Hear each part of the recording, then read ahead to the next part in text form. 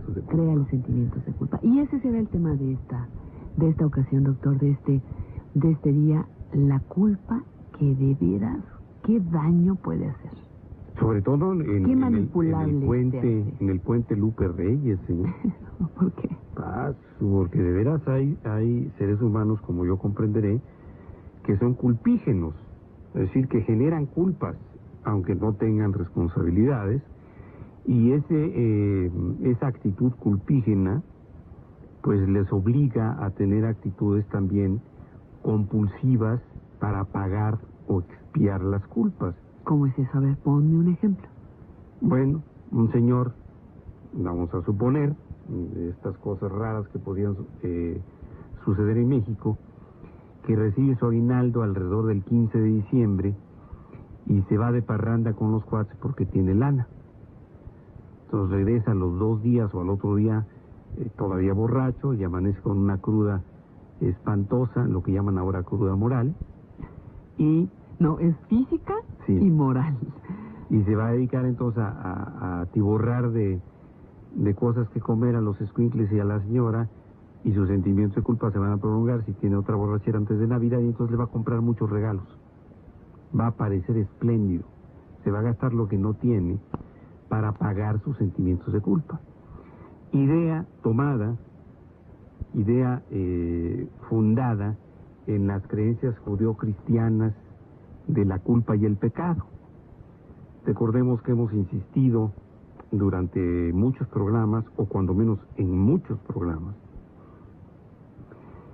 en que el hombre primitivo seguramente desconocía, dentro de lo que podríamos llamar el inicio de su conocimiento de sí mismo, de su conciencia, de su fuero interno, como ustedes le quieran llamar, la idea de culpa. Y definitivamente no nos imaginamos un animal o un animal superior con culpa, aunque en mi caso personal y en mi casa personal deambula un perrito que tiene como virtud, entre comillas, robarse la comida. Se trepa donde sea y me guardaron un pedazo de rosca de Reyes muy rico el otro día, y llegó el Dodi, se llama Dodi Alfayed del perro. Muy Dios. Y el Dodi llegó y Dodi Alfayed, me suena. Entonces fue a esconder el pedazo de rosca debajo de una cama, y ahí se estuvo escondido, sabiendo que había hecho mal, o intuyéndolo, no sé, pero la conducta del perro fue muy curiosa. Entonces, otros Dodis cometen un ilícito y tienen sentimiento de culpa, y no solamente se pueden meter debajo de la cama, sino que meten la cabeza en la tierra, como las avestruces, para ignorar lo que sucede alrededor como resultado de sus malos actos o de sus malas acciones. Sus malas decisiones. Eso fue, con el desarrollo de la conducta humana a través de la historia, capitalizado y aprovechado de manera genial por la industria del perdón. Han ustedes de saber que a mí se me ha ocurrido desde hace muchos años denominar a las iglesias la industria del perdón. A una en particular. Sí, a una en particular, la Iglesia Católica, Apostólica y Romana, que ha hecho de la culpa y el pecado un enorme negocio en el que pues todo el Fausto, la pompa, el poderío, esas maravillosas construcciones y esa arquitectura aparentemente sobria, pero llena de dorados y riquezas por dentro, pues han sido producto, desde luego, de el negocio que se establece entre el perdón y la culpa, o viceversa. Entonces la culpa es un fenómeno creado, es un fenómeno aprovechado, es un fenómeno capitalizado, y muy bien capitalizado, desde luego en las sociedades utilitaristas del mundo capitalista de los últimos, cuando menos, siglo y medio. Sí, una mala decisión, una mala acción, quizá, no mala en cuanto a concepto moral, sino una decisión equivocada. Y por otro lado, hay una serie de culpas creadas falsamente para facilitar el manejo de las personas. La culpa, por ejemplo, no pagué impuestos y ahora tengo una multa. bueno, pagas una culpa, no revisé el automóvil y se le acabó el aceite. Es una culpa, No me pues, puse el real. condón y embaracé a mi novia. No, exacto, y vamos subiendo, ¿no? No me puse O no condón. le exigí a mi novio que se pusiera condón y ahora no sé qué hacer. No, pues me contagió de SIDA.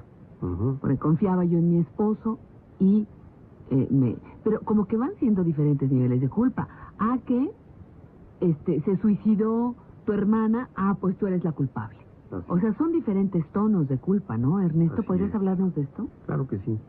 Mira, a lo largo de los estudios antropológicos y arqueológicos y algunas conductas palpables, visibles y después descritas por los historiadores en la antigüedad, pues hemos visto con sorpresa que no existía dentro de las culturas la idea de culpa ni la idea de pecado, sino la de temor a las fuerzas de la naturaleza. El fundamento de muchas ideas que se convirtieron después en filosofías religiosas era el temor a las fuerzas de la naturaleza, lo que podemos llamar fenómenos naturales, porque obviamente la imprevisión de los hombres primitivos las podía y las convierte en desastres ante el primitivismo de algunos, como ha sucedido en México con algunos fenómenos.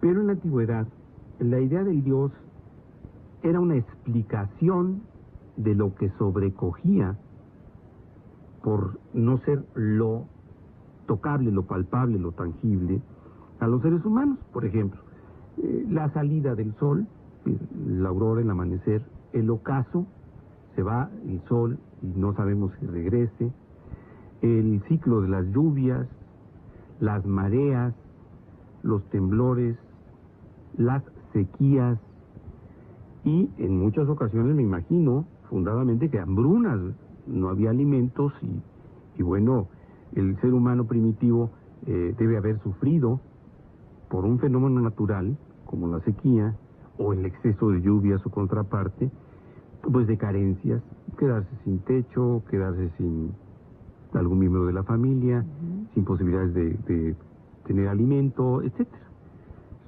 Sus sentimientos y sus emociones más primarias y sus necesidades también, valga la redundancia, primarias, como son la satisfacción del hambre, la sed, el abrigo y el sexo, que son las necesidades básicas naturales. No se hablaba de amor en aquella época absolutamente para nada. Bueno, llevaron al hombre a crear una entidad a la que pudieran dirigirse en un coloquio. Yo no puedo hablar con la tormenta, no puedo hablar con los rayos, con los truenos, no puedo hablar con la sequía, pero entonces debe haber un Dios que controle todo lo que tiene que ver con el agua. Pues entonces hay que inventar, hay que crear un Dios relacionado con el agua y después hacer subdivisiones. El Dios del agua tiene que tener una parte que esté dedicada a la lluvia, que es una parte del agua, o a las carencias de lluvia, y otra al agua corriente, el agua que viene de un manantial, el agua de los ríos. Incluso aquí los teotihuacanos tenían dos dioses relacionados con el agua. Uno de ellos era Tlaloc, el dios de la lluvia que todos conocemos, y que era también dios de la fertilidad de los suelos, y una diosa, Chalchitlicue, que era la diosa del agua en movimiento. Incluso el monolito que está en las afueras de Antropología, en la esquina del Paseo de la Reforma, es Chalchitlicue, o Chalchitlicue, como se debe decir en náhuatl. Entonces, si había un dios del sol, había que hablar en esta dicotomía, el dios del sol que emerge y que sale, y que representa el día, y el dios en el ocaso, el águila que cae, decían también los teotihuacanos, o lo dijeron después los aztecas. Hay un dios que desciende, y que también estaba representado por el planeta Venus, que tiene una trayectoria bien conocida por su brillantez, y que, bueno, podían determinarla los astrónomos más primitivos. Entonces Venus también se oculta, es el águila que cae. Y así podríamos hablar ad infinitum de la cantidad de representaciones de lo mágico o del pensamiento mágico, que los temores de los seres humanos ante los eventos de la naturaleza hicieron que hombre creara a Dios. Y después surge una idea muy curiosa que los griegos capitalizan maravillosamente. El hombre crea a Dios a su imagen y semejanza, no al revés. Porque si Dios hubiese creado al hombre a su imagen y semejanza, pues en primer lugar seríamos perfectos y además igualitos. Entonces, eso es una patraña de las muchísimas patrañas del judeocristianismo impuesto a los ignorantes. Entonces, el hombre crea a Dios a su imagen y semejanza. Un hombre tímido, callado, austero, introvertido, bueno, pues tiene que crear un Dios así. Su Dios, la imagen de su Dios tiene que ser como la de él. No conoce otra imagen el hombre, en lo primitivo. Un hombre reprimido, un hombre que se castiga, que se sanciona cuando comete faltas, tú lo decías ahorita. Un hombre temeroso, pues obviamente tiene que crear a un Dios castigador, a un Dios que inspira temor, a un Dios agresivo, a un Dios hostil, a un Dios sancionador, con el que hay que estar a mano, hay que ponerse a mano para que no esté fregando, ¿no? Me imagino que el hombre que empezó a sentir lo que podemos llamar el día de hoy autoestima, el egoísmo positivo, el amor hacia uno mismo, pues tiene que haber creado una figura de un Dios como él lo concibía, seguramente amoroso. Bueno, diferentes culpas.